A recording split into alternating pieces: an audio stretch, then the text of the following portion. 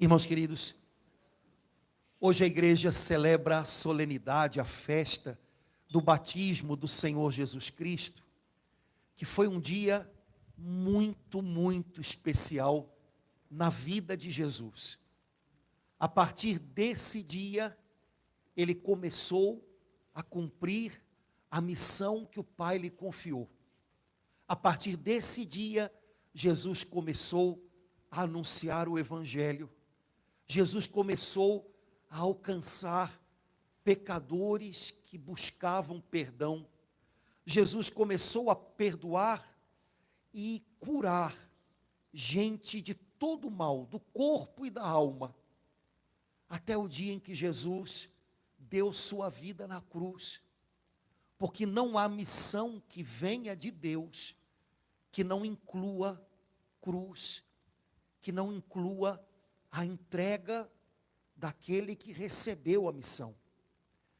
Para que a missão que o Senhor confia a gente, como confiou a Ele, se complete, é preciso que a gente se dê. E Jesus se deu até o fim.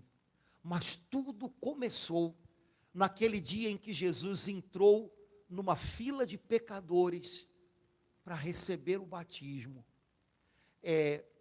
Não imagine que Jesus entrou na fila dos pecadores que procuravam João Batista e entrou explicando que ele era diferente, né? Gente, eu estou aqui nessa fila, mas eu não sou igual ao resto da galera não, viu?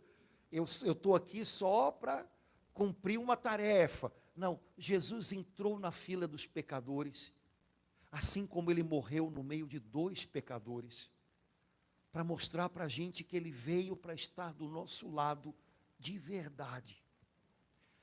São Pedro, no dia de Pentecostes, ele resumiu todo o caminho de Jesus aqui na terra numa frase só. Ele disse mais ou menos assim: irmãos, vocês sabem o que aconteceu na Galileia, na Judeia, desde o dia em que Jesus foi batizado no Jordão. Ele passou fazendo o bem e curando a todos, porque Deus estava com ele. Eu acho essa frase muito bonita. São Pedro, cheio do Espírito Santo, conseguiu sintetizar tudo que Jesus fez numa expressão: ele passou fazendo o bem.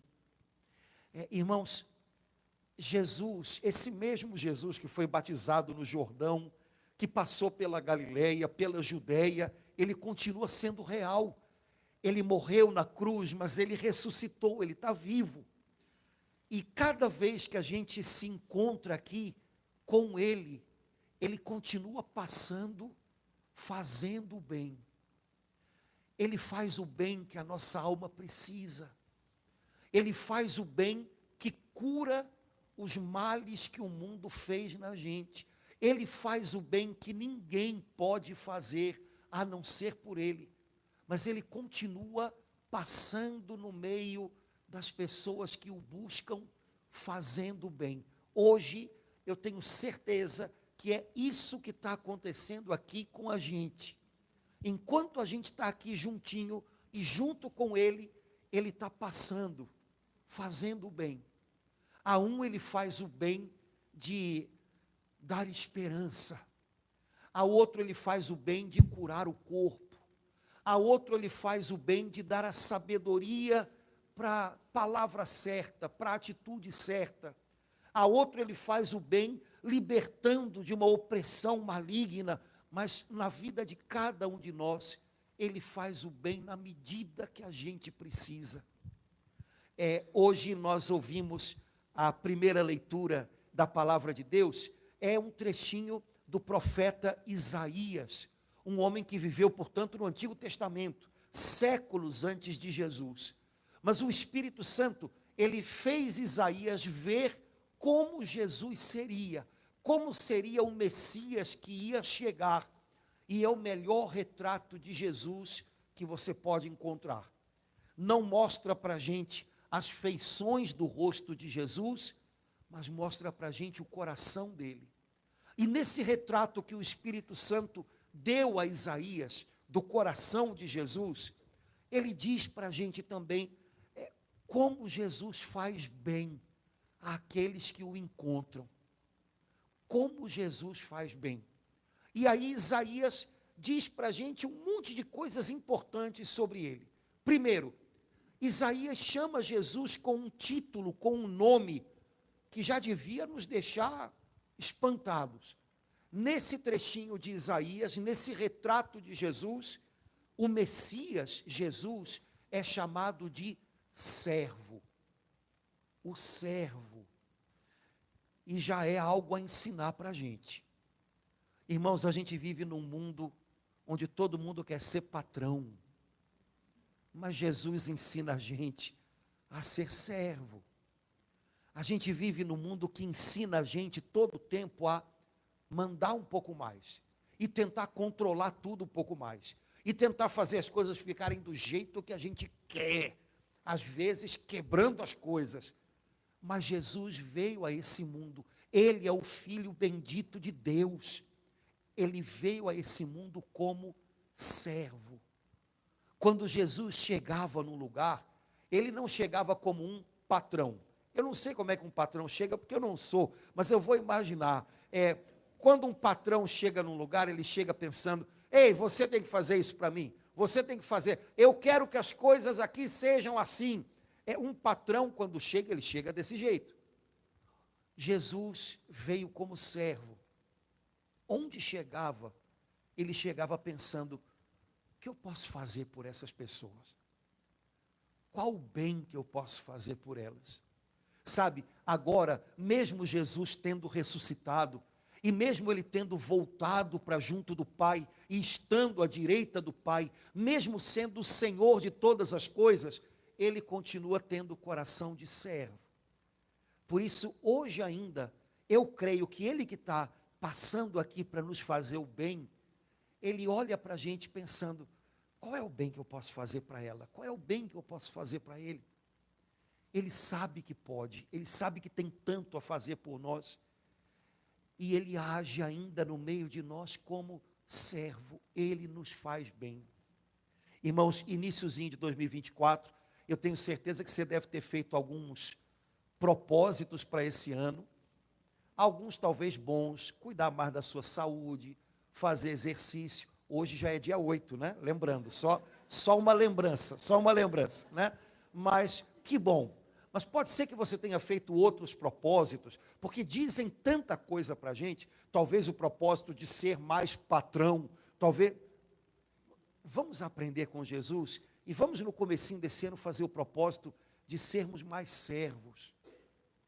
Porque quando a gente escolhe ser servo, a gente pode ter certeza que a gente vai estar no mesmo lugar, na mesma posição que Jesus. A gente vai encontrá-lo. Quando a gente escolhe ser patrão, e olha, não significa ser patrão numa empresa multinacional, não. Às vezes a gente quer ser patrão em casa, às vezes a gente quer ser patrão até na igreja. Às vezes a gente quer. Dizem que se colocarem duas pessoas trabalhando numa sala, depois de meia hora elas já vão estar discutindo quem é o patrão, né? Pois é, não é só uma coisa que tem a ver com o trabalho, é com o coração. Senhor, eu quero aprender contigo a ter mais coração de servo. E eu garanto que nesse lugar do servo, a gente encontra mais paz, porque a gente encontra Jesus. E aí Isaías continua dando para a gente o retrato dele. E diz assim, olha, esse servo não levanta a voz, não grita pelas ruas. Eita, acho que a gente também pode aprender com ele. Irmãos, a gente vive num tempo de tanta agitação e de tanta agressividade, que sem notar, a gente pode começar a também levantar a voz por tudo. Por tudo. Sabe, eu sou de família portuguesa, não é exatamente o tipo de gente que fala baixo. Mas a gente não tinha o costume de berrar um com o outro assim, mas há famílias que, se você parar para prestar atenção, talvez até na sua casa aconteça isso. Está todo mundo falando alto com o outro e a gente já não sabe nem mais por quê. Jesus não veio para levantar a voz. Quando você tem algo bom a dar para outra pessoa, você não precisa impor a ela. Você vai dividir isso com ela. Se ela quiser, ela vai pegar algo legal de você. Se ela não quiser, não adianta pegar a coisa boa que você tem para dar e dar uma marretada na cabeça dela. Não funciona desse jeito. Jesus não gritava, não impunha, não era preciso. O que ele tinha para dar para as pessoas era tão bom, que as pessoas entendiam, ele está dividindo com a gente um tesouro. Se a gente souber, se a gente acreditar no valor do que a gente carrega aqui dentro, e começar a dividir isso com as pessoas ao nosso lado, de repente a gente vai perceber, eu não preciso mais gritar. Não quer dizer que todo mundo vai, ai que bom, obrigado, mas quem quiser vai saber pegar o bem que você está fazendo. Quem não quiser, não adianta eu dar marretada na cabeça, não é por aí que se resolve. Isaías ainda diz, ele não apaga a chama que ainda fumega. Esse é Jesus na vida da gente. Hoje em dia a gente não usa fogo normalmente no dia a dia da gente, pelo menos não como os judeus do tempo de Isaías ou de Jesus usavam, né? Para iluminar as casas, fogo. Para fazer comida, bom, ainda hoje fogo, mas não do jeitinho que a gente faz, uma coisinha, né? Naquele tempo era maior, precisava de mais. Mas acho que todo mundo aqui já se arriscou pelo menos uma vez na vida a fazer um churrasco. Pois é, se você já fez churrasco, você sabe que depois que o churrasco já está, né, o pessoal já fez a carne melhor e tal, agora está fazendo asa de galinha, né, para acabar com... pois é, você sabe que o fogo vai apagando e vão restando ainda debaixo das cinzas alguns pedacinhos de carvão ainda acesos. Se você quer que o churrasco continue, você vai pegar um papelão, você vai pegar alguma coisa e vai lá, para ver se o fogo pega de novo. E às vezes aquele pedacinho de carvão incandescente que sobrou é o bastante para recomeçar a festa, mesmo que tivesse debaixo de cinzas. Isaías está dizendo um pouquinho isso. Olha, quando Jesus entra na vida de alguém, ele não chega para apagar o pouquinho que ainda está vivo. Ele chega para soprar e acender de novo. Mesmo que ele tenha que espalhar as cinzas, mesmo que ele tenha que tirar os escombros de cima. E eu tenho certeza que a maioria de nós aqui sabe que isso é verdade.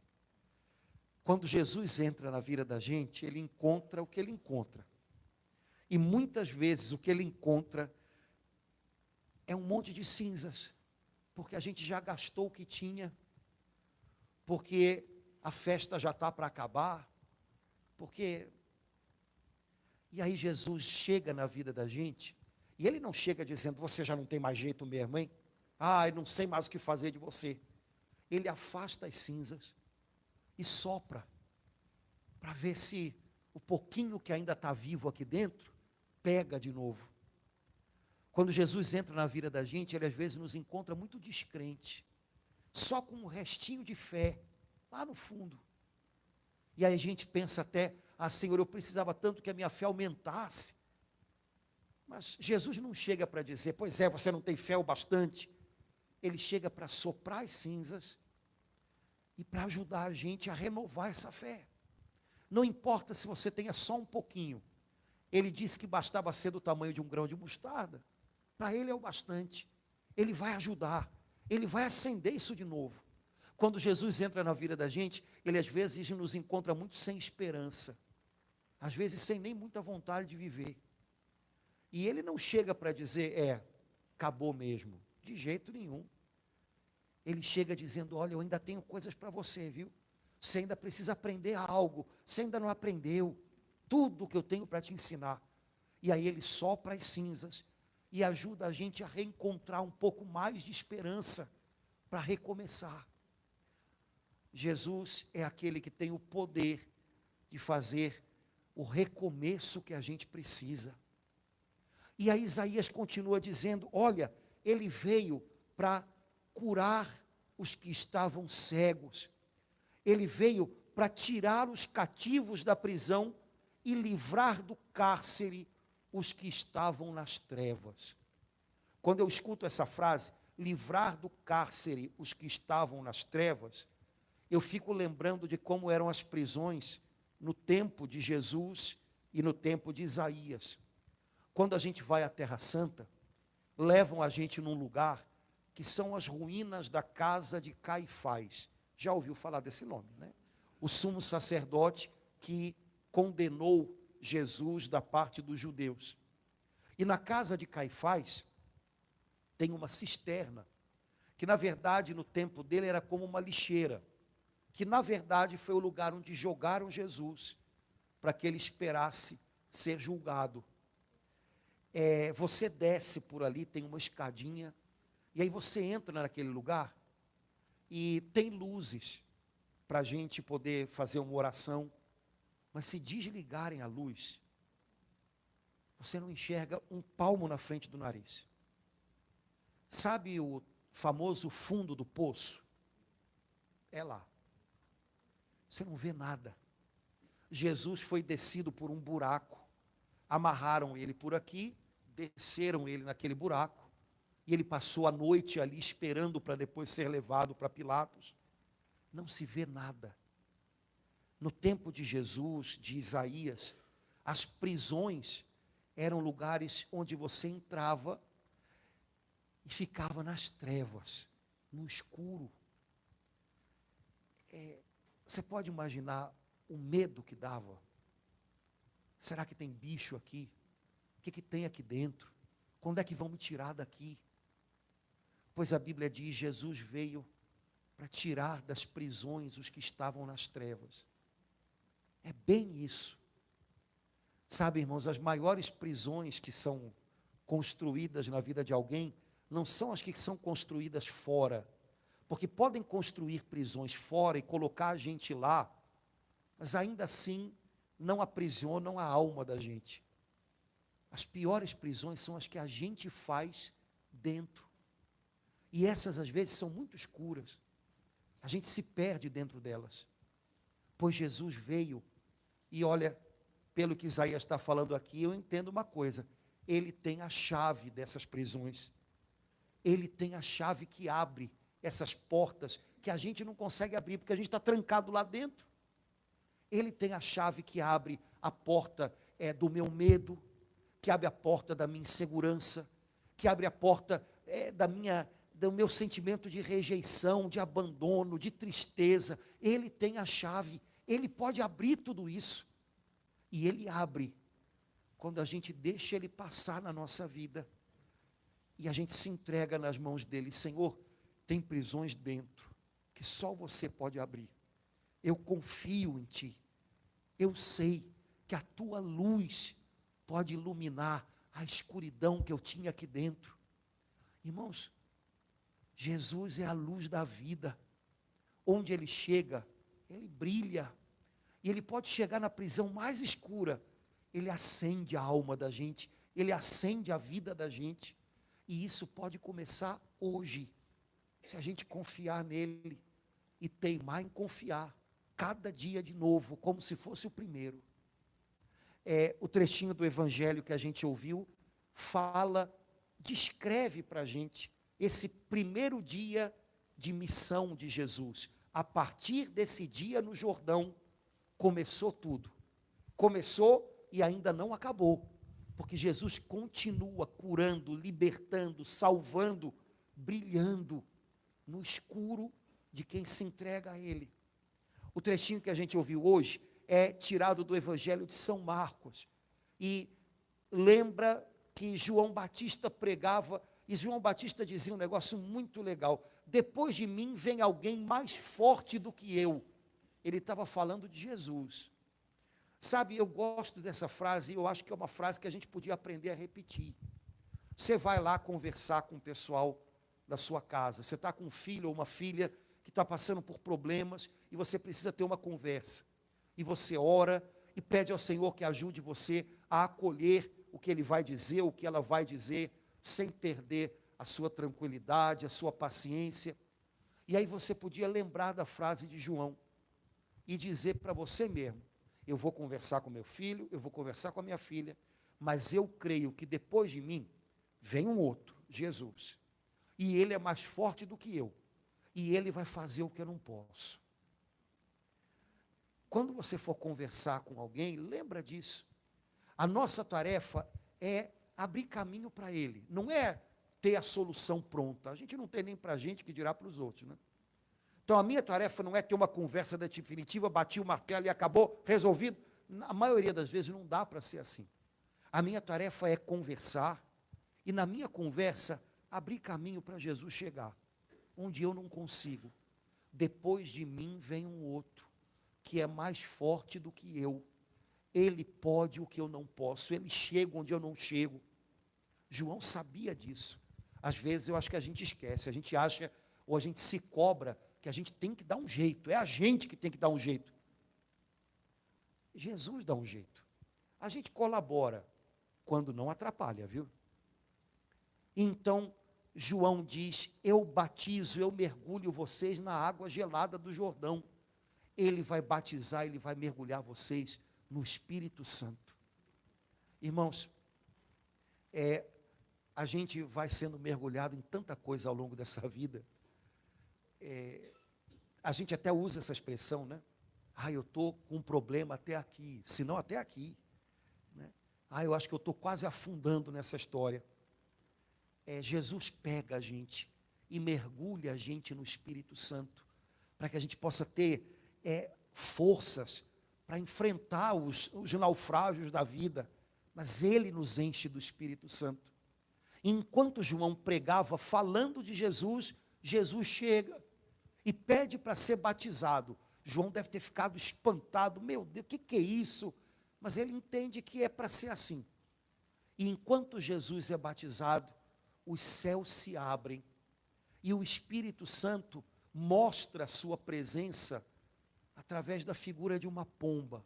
Se você der uma olhadinha na Bíblia, você vai ver que no Antigo Testamento, muitas vezes Deus mostrava a presença dele por meio de uma pomba que pairava sobre um lugar, sobre alguém. Era um jeito de Deus mostrar: olha, estou por aqui, viu? Estou cobrindo essa história. E Jesus ouviu a voz do Pai dizendo para ele: tu és o meu filho muito amado. Eu tenho um bem-querer sobre você. Irmãos, Jesus depois ensinou os seus discípulos a batizarem. Mas o batismo de Jesus é muito maior que o de João. O batismo de Jesus nos dá o Espírito Santo. O batismo de Jesus nos junta a Ele, nos une a Ele. De tal maneira que a Bíblia diz que a gente é como se fosse um pedaço de Jesus, membros do seu corpo. A gente ouve umas coisas na Bíblia bonitas que a gente não tira as consequências porque a gente não traduz para o português carioca, né? A Bíblia diz: vós sois membros do seu corpo. Vou traduzir para o português carioca: você é um pedaço dele. E nada nesse mundo pode arrancar você dele. Desde o dia do seu batismo, você é uma coisa com ele. Portanto, aquilo que o Pai disse a Jesus no dia do batismo dele, agora continua ressoando, continua sendo verdade, mas também é verdade para mim e para você. Tu és meu filho amado, tu és minha filha amada, eu tenho um bem-querer para você. Meu irmão querido, minha irmã, eu não sei como é que vai ser 2024. Espero que você não tenha procurado saber com gente que diz que sabe e que mente, né? Ou espero que você não tenha ligado na televisão em algum programa com algum adivinho que peca mentindo, dizendo que está adivinhando, né? Espero que você, porque né? A gente não precisa saber como é que vai ser 2024. Basta que a gente o viva. Agora, enquanto a gente começa a vivê-lo, basta que a gente acredite nessa palavra do Pai. Você é um pedaço dele. Portanto, você agora é o filho, é a filha amada. E o Pai do céu tem um bem-querer que é para você também. Seu Pai do céu lhe quer muito bem. Lembra quando você era criança, adolescente, bem me quer, mal me quer? Lembra? Bons tempos aqueles, né? que a gente era ingênuo. Bom, que beleza. Mas olha, você queria saber se alguém, outra pessoa, tinha um bem-querer para você. Não sei se deu certo ou se não deu, mas o seu Pai do céu tem um querer muito bom para a sua vida. Nunca duvide disso. Seu Pai do céu é o melhor pai que existe. E um pai maravilhoso assim, não pode querer mal para o seu filho, para a sua filha. O pai sabe que o filho e a filha têm que crescer. E nosso Pai do céu não nos quer abobadinhos. Ele nos quer maduros. E todo pai, toda mãe sabem que para o filho ou para a filha crescer, tem que deixar viver. E possivelmente vai sofrer. O Pai Celestial sabe que a gente tem que crescer, Ele sabe do potencial que Ele deu para a gente. Mas Ele também sabe do querer bom que Ele tem para nós. Esse ano de 2024, seu Pai do céu quer lhe fazer muito bem. Ah, não, tem uma vizinha que quer me fazer mal. Pelo amor de Deus, esquece a vizinha. Seu Pai do céu quer lhe fazer bem. Ah, mas o meu patrão, o meu chefe. Seu chefe só vê até a página 2, filho. E olha, posso te dizer uma coisa? Deus é tão Deus, que às vezes Ele usa até quem quer fazer mal para a gente, para nos fazer chegar onde Ele quer que a gente chegue. Nunca duvide disso. Deus pode usar até o que colocam de laço na frente da gente, para manter a gente na linha dEle. Ele é bom, e Ele sabe tirar bem, até de problemas. Seu Pai lhe quer muito bem. Esse ano, olha que propósito bom para 2024. Eu vou viver como um filho, uma filha de Deus. Como é que é viver como filho? É viver sabendo que eu tenho alguém que cuida de mim. Saber vivendo que eu tenho alguém que... viver sabendo que eu tenho alguém que quer alguma coisa boa para mim. Sonha coisas boas para mim. Eu vou apostar nisso. Vou aprender esse ano a ser um filho que se torna servo, um filho que vive como servo. Afinal, foi desse jeito que Jesus viveu. Ele é o filho que viveu como servo. Quero aprender com ele. Quero deixar que ele passe na minha vida, muitas vezes, curando, fazendo bem, abrindo as prisões. Eu vou descobrindo algumas novas de vez em quando, pois ele tem a chave, ele vai abrindo. Eu quero aprender com ele a também passar fazendo bem. Esse ano, quando chegar o fim do ano, vai ter tanta gente lembrando de você com gratidão e com alegria, porque você passou na vida deles também como Jesus, fazendo bem, que olha, você vai ver como esse ano vai valer a pena. Lembra disso, no final do ano, sua lembrança vai ser fonte de bênção para um monte de gente, que vai ter sido abençoada pela sua presença, pela sua palavra, pelo seu jeitinho de ser, pela sua ajuda, e quem sabe, perto de você, eles vão se sentir um pouco mais perto de Jesus. Se alguém fizer mal, não pague mal com mal não, vá em frente, continue fazendo bem, deixe um rastro de coisa boa, por onde você passar, do jeito que o nosso Salvador fez conosco. Que o Senhor nos ajude a viver o nosso batismo, unidos a Jesus, filhos de Deus, vivendo aqui na terra o bem-querer do Pai, e sendo servos e instrumentos dEle, para fazer o bem para muita gente.